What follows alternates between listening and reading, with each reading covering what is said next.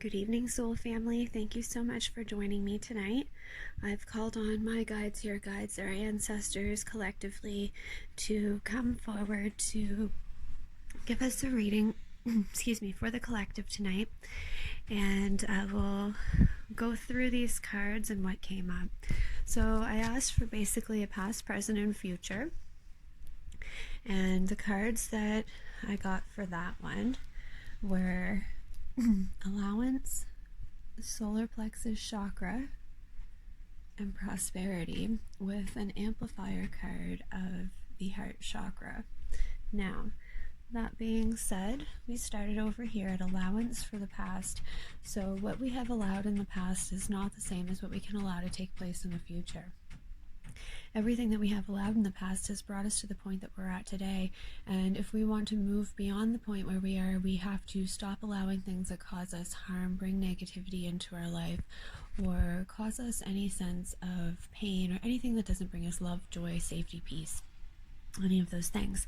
So this card is all about what we are going to allow to accept into our life without judgment, opinion, or any fears of the things to take place. We have to allow that the universe is basically blessing us for our words, energies, actions of the past. So if you want to make a change in your life, you have to stop allowing something that you've always allowed to occur previously. And this dives into the solar plexus chakra, which is basically about our sense of personal power, willpower, growth, our sense of belonging, knowing our place in this world. And especially given these difficult and trying times that we're in right now, a lot of people are feeling a sense of not belonging, a sense of, where do I fit in? What is my personal power? How can I contribute to life for the greater good of all involved? So if we can move beyond the sense of the unknown and journey within to try and soothe our soul, to find the things that bring us a sense of health and well-being, and figure out a way that we can share those gifts with the world. Excuse me. When we are engaging our solar plexus chakra, we need to step into our sense of power. We need to reclaim that. We need to recognize that we are the divine beings that we absolutely are, and take that power back. If we are able to find our place, to find that self-worth, to step into our divine being, and to take that sense of power back, then we are looking at prosperity coming our way. And the frequency of prosperity is directly related to the solar plexus chakra and our sense of well-being, our sense of contributions to this world. So if it is a sense of abundance in terms of financial prosperity that you're seeking, you will never reach that sense of financial prosperity without healing your solar plexus chakra and stepping into your divine power and recognizing what it is that you can contribute to this world. And for our clarifier card, we got the heart chakra, and the only way that anything ever grows is with love. So if we aren't putting our heart and soul into what we are doing, then we won't be able to reach prosperity. We won't be able to heal any of our issues that we have going on with claiming our sense of power and self-worth, and we will continue allowing the things that we have allowed in the past.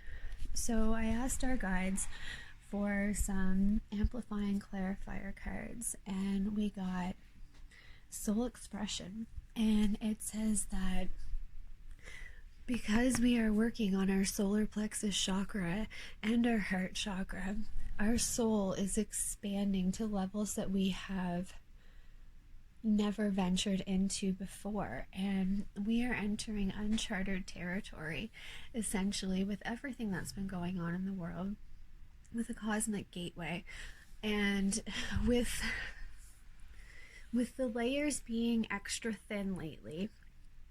The veils between the worlds are very, very thin, and a lot of people are experiencing things such as vivid dreams, lucid dreaming, astral travel, all sorts of things that they don't normally experience. And one of the most important things that we need to remember is that we are able to manifest almost instantly.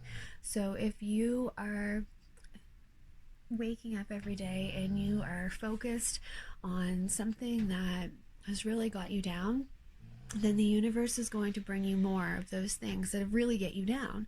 So instead, let's try focusing on all of the miracles that are occurring.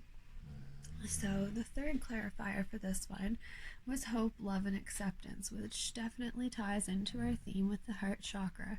So without a sense of love, opening up our heart chakra, viewing everything from our heart center instead of with our eyes and using our brain, we are able to find hope in this situation. We are able to find love. We are able to find acceptance.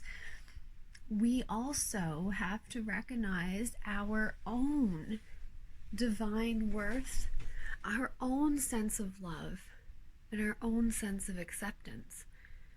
If you don't love and accept yourself, you can't wholeheartedly and honestly love and accept others. So the next cards that I pulled were these ones here: Returning Home, the Seer, and Healing the Earth. And I thought this was so cool given the circumstances. This card's never, ever, ever let me down.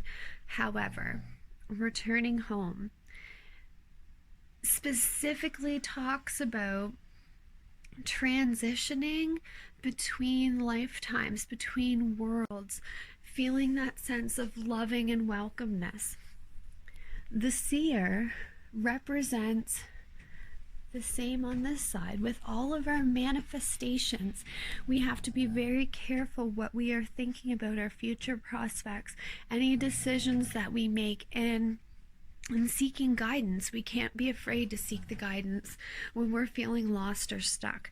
Sometimes that's the only place that you can get the message that you really want to hear. And the third card was Healing the Earth. And the third card in each of the decks was all about love, humility, and respect. Loving ourselves, loving each other, respecting each other, respecting ourselves, respecting the earth. So with the veil super thin and the two worlds colliding, we have to make sure that we are standing in our sense of divine power. Okay, so finally we have the postcard from Spirit. So this is a postcard sent to you from your guides, your angels, your ancestors, okay? It says, "Dearest you have a unique purpose and destiny that only you can fulfill. But first, you need to know that destiny isn't a destination. You don't arrive at some special place where, poof, you're perfect and happy all the time. It's about establishing and firming up a commitment to a certain experience, whatever form that takes. Your soul knows what you need to experience. Your destiny is to be present to all of life's adventures, to discover your talents and full potential through allowing inspiration to lead you, and to risk standing apart from the crowd to listen to your soul. You are special as much as you are also paradoxically one with the world individual yet part of a great whole. Both truths have led you to this moment where we're saying you are on the right track, even if your ego self doesn't see that. Listen to your soul, check in with spirit, and keep going. Spirit loves you, life loves you, and we love you. I'd like to thank my guides, your guides, angels, ancestors, for coming through today to give us this beautiful reading.